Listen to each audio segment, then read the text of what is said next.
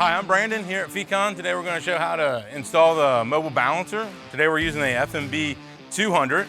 So we're going to show how to determine balance condition of the unit, check the spectrum, go through and look at everything that's fully moving and getting a vibration analysis out of the unit itself. All right, so the first thing is we're going to take off our belt covers. So we're going to take out our mounting bolts for this cover and set it aside, and then we can start hooking up the balancer itself.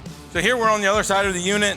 This unit does not have a belt cover on this side. It just has a little small bearing cover, but this has to be removed for the accelerometer hookup.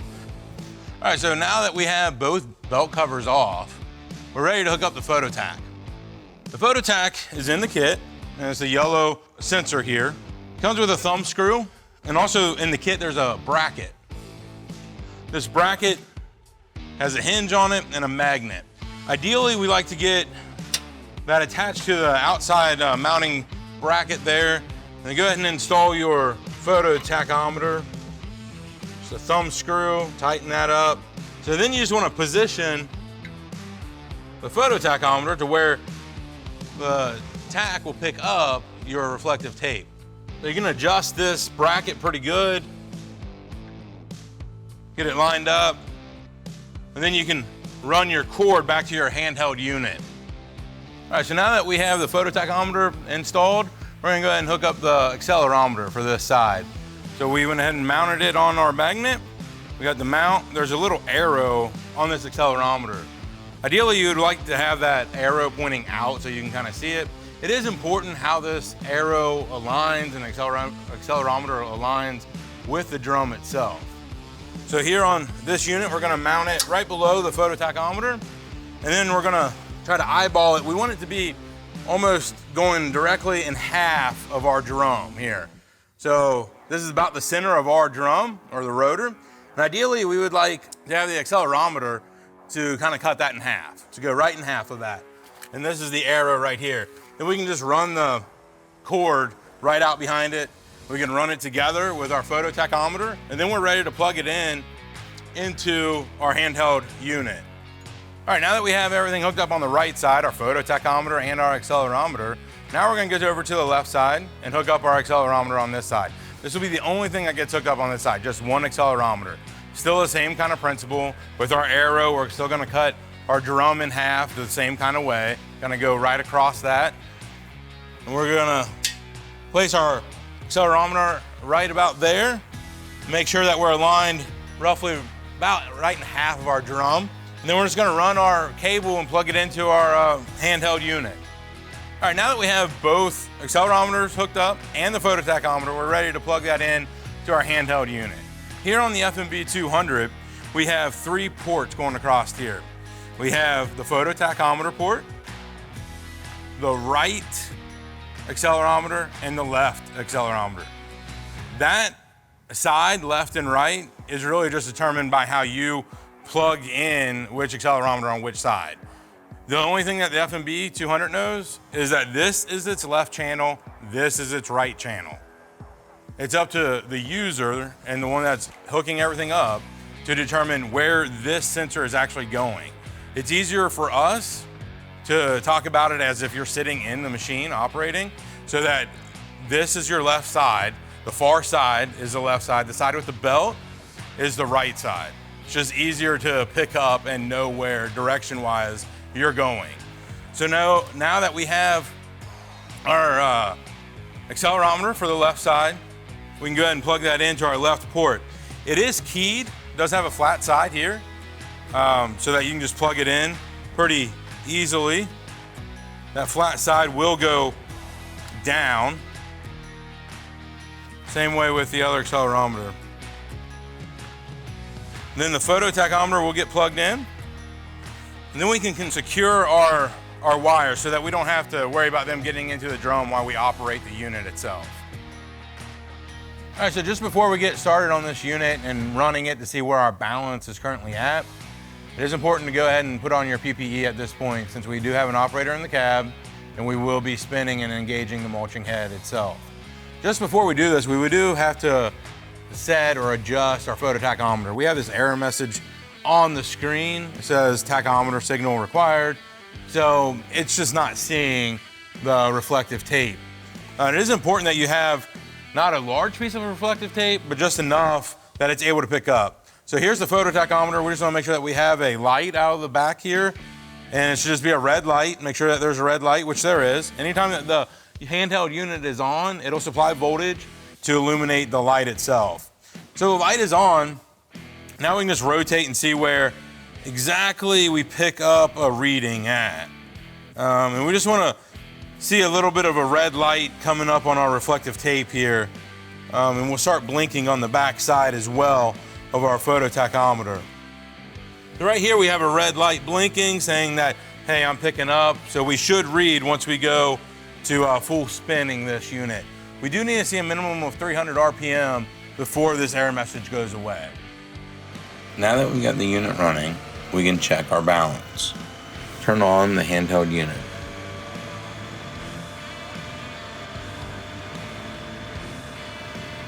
Hit next. Hit measure. Continue. Here's our vectors that are plotted. 2 accelerometers, our left channel and our right channel. Now we can average.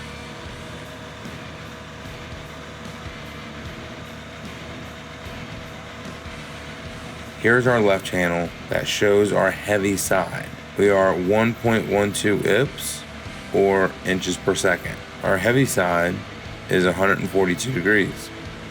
With our right, we are 1.13 IPS at 117 degrees. Now we want to go back to home. Now we're interested in the spectrum. We kind of want to see what's causing all of our imbalance. Here we see some lines going across the top of the graph. Going across the top is our number of revolution. How many times per revolution these imbalances are happening. It looks like we mostly have a large spike under number 1. It looks like we're almost 1.5 IPS. That is a mass imbalance. Can be corrected by adding weight. This out here is number 4, and it could be the belt making some noise.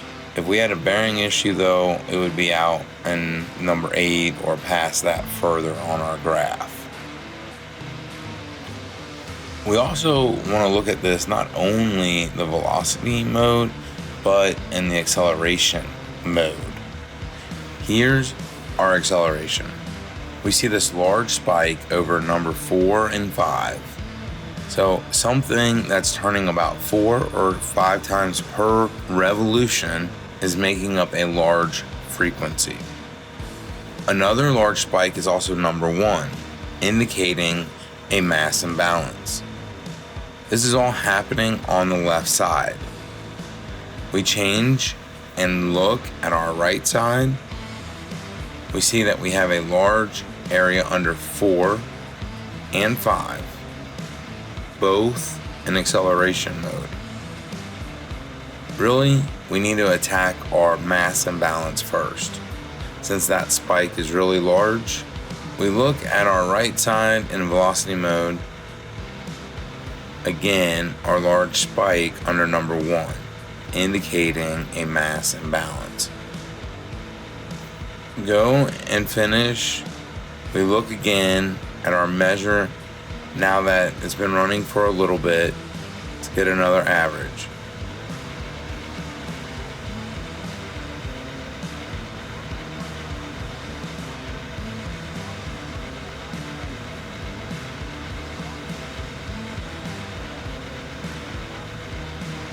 So our left channel is pretty high, but our right channel is not bad. Our RPM is really out of spec. It's actually pretty high on this unit. This unit should be about 2400 RPM. That's also going to affect our balance. So let's look at our RPM and how to get that lowered.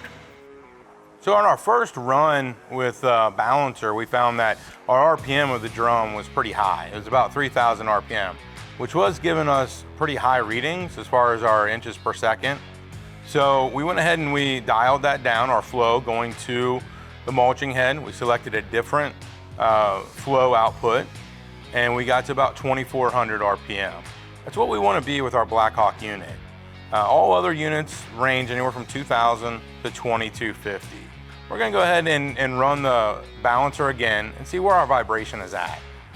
Theoretically, we should be a little bit lower, more in spec, and have more average results.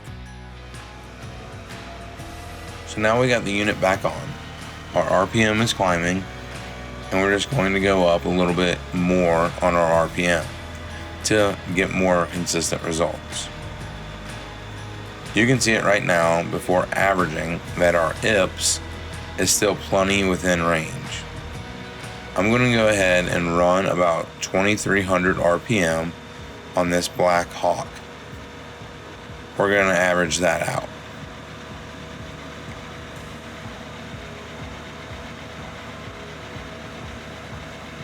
So you can see here that the unit is relatively smooth. A 0.35 and a 0.45 IPS is really good. And then at 240 degrees is our heavy side. So in order to fix this or hone in a little bit, we're going to actually add weight or add degrees to the 240. We're going to add 180 to counterweight or counteract that high side.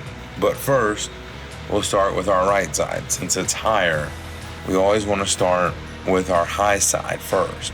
Our RPM looks good, 2307. We're allowed to be up to 2,400 RPM. The main thing we want to look at is that we're consistent in our speed. Now let's go back and go home. We can come back to our spectrum where we should be plotting pretty quiet on our graph. We do see a slight spike on our velocity on our left channel, and the same with our right channel. Just a little bit more under 1, indicating a massive balance. Alright, let's go ahead, turn this off, we'll disengage. Now with that, we have our readings, we're ready to add some weight, get the unit balanced a little bit better. In the kit came, in the manual itself, came a chart that we can plot down what RPM we were at, our readings, essentially that came from our handheld unit. Then we can add what weight we're gonna add to it and then see what kind of change that made. And also we have a wheel, a degree wheel, which is gonna be used to determine where we start and where we begin and how we add weight to this drum. So what we're gonna be using is our phototach, our accelerometer, and then also our degree wheel. And since our right side was the highest reading, we had a 0.45 on our right side. We're gonna go ahead and start on our right side. Every side, any side that we start with, it's gonna have an influence on the opposite side. So don't worry about the other side moving or going up anytime that we do a reading. It's gonna be influenced by whatever weight we add. So first, we're gonna spin this unit to where you get our red light blinking on the back of our phototach, and that'll help start our reference point. Right there's our red light. As long as our handheld unit is on, we're gonna have a red light. So that's our starting point and how we determine our reference for finding out our 0 degrees and all that. What really sets our 0 degree using our wheel is our accelerometer. The location of our accelerometer and how it comes across our drum is really what starts and sets our 0 degrees. And we're always interested in degrees of rotation. So since this unit, this drum is spinning basically to the right or clockwise, we're gonna be putting our degree wheel, place it right on the middle, find our 0 mark, but we're gonna actually line our 0 mark up with our accelerometer on this side. So then we know exactly where our 0 mark is at and see where that's at on our drum. And then we can find our heavy side, which was 242 degrees.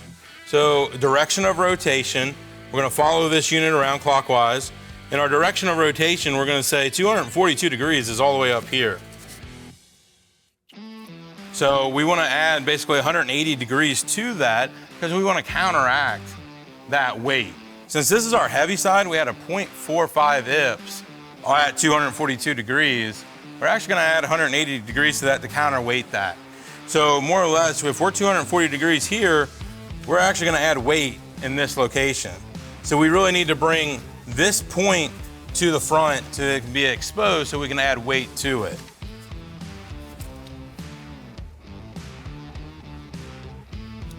So here's roughly about this window is where we're going to add weight to our unit itself.